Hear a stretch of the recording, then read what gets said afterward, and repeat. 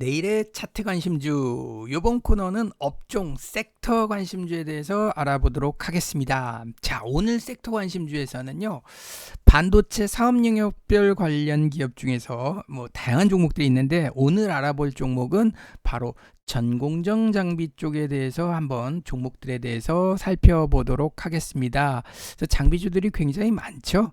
그래서 다양하게 있고요. 반도체 공정에 대한 부분은 SK 하이닉스 홈페이지를 통해서 한번 참고하시면 요새 유튜브에서 기본적인 공정 내용에 대한 부분은 자세히 나와 있습니다. 그래서 자세한 사항 부분, 그러니까 어떤 일을 하는지에 대한 부분은 한번 찾아보시면 좋겠고요. 아무래도 지금은 주식에 대한 부분으로 중점적으로 하다 보니까 요 전공정 장비주들의 차트 흐름이 어떻게 되는지에 대해서 살펴보도록 하겠습니다. 그래서 원익 IPS, 테스, PSK, K시텍, 이오테크닉스, 유진테크에 대해서 한번 알아보도록 하죠. 자, 제일 먼저 원익 IPS. 이 전공정 장비주들이 대부분 보면 작년보다는 올해 실적 기대치가 굉장히 긍정적인 시그널들이 나타나고 있다라고 보시면 맞을 것 같습니다.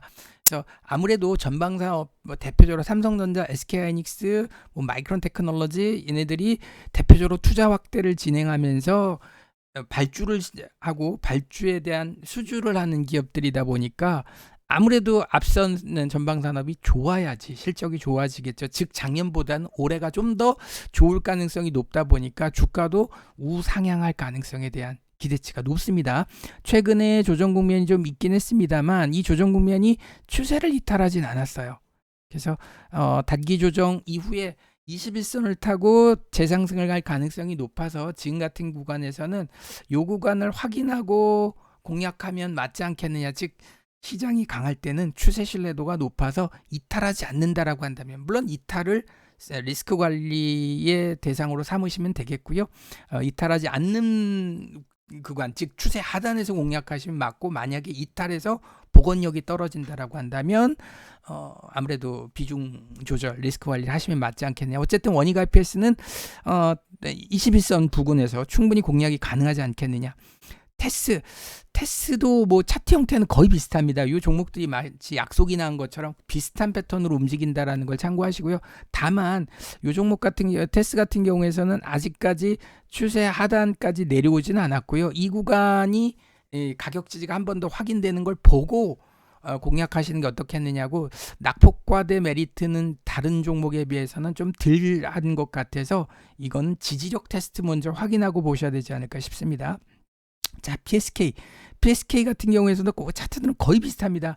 누가 요번 분기의 실적이 더 좋으냐 싸움이겠지만 어찌됐든 요번에 PSK는 오히려 고점을 돌파하지 못하고 미끄러진 흐름이 있어서 요 PSK 같은 경우에서는 4만 원을 돌파하지 못하면 다시 내려올 가능성, 즉 현재까지 PSK는 단기 전략으로 봐야 되지 않겠느냐죠. 즉 우상향하는 건 맞지만 단기 파동은 살짝 하향하는 파동으로 보고 있기 때문에 다른 종목하고는 좀 비교가 되지 않을까 싶습니다.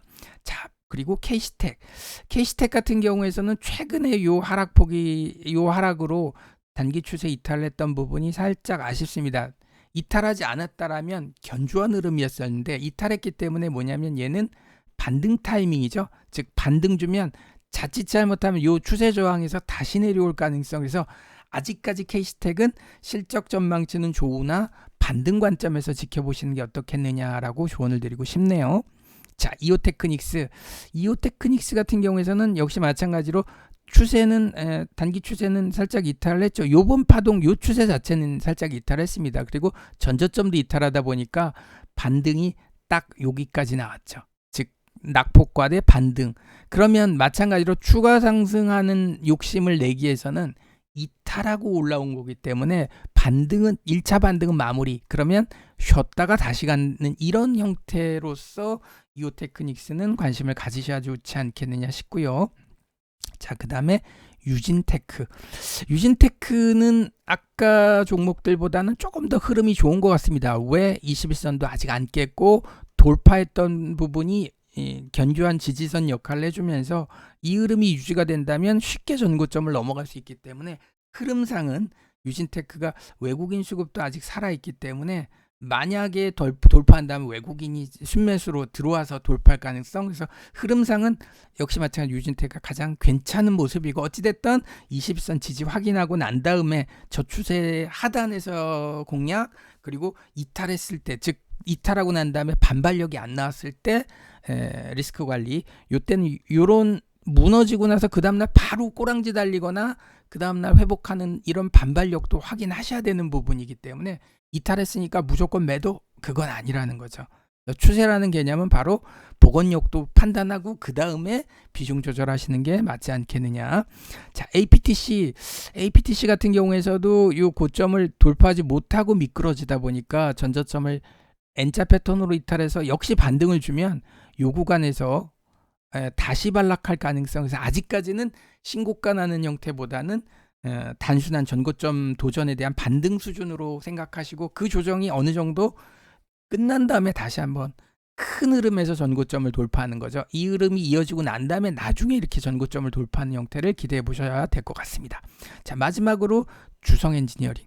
주성이가 가장 세다라고 보시면, 조정받고 복원력이 뛰어나죠. 21선 지지받고 급반등했고요. 조만간 넘어갈 가능성. 그래서 시세로서는 가장 메리트 있는, 가장 공격적인 패턴에서는 가장 추격하고 싶은, 물론 하이리스크 하이리턴이긴 합니다만 달리는 자전거는 넘어지지 않기 때문에 저흐름에서 과연 언제쯤 넘어갈 것이냐, 이번 주에 전고점 볼 수 있을 것이냐, 신고가 볼 수 있을 것이냐, 아마 그걸 논하는 종목이기 때문에 하이리스크 하이리턴을 좋아하시는 분들은 주성 엔지니어링을 보시면 좋을 것 같습니다.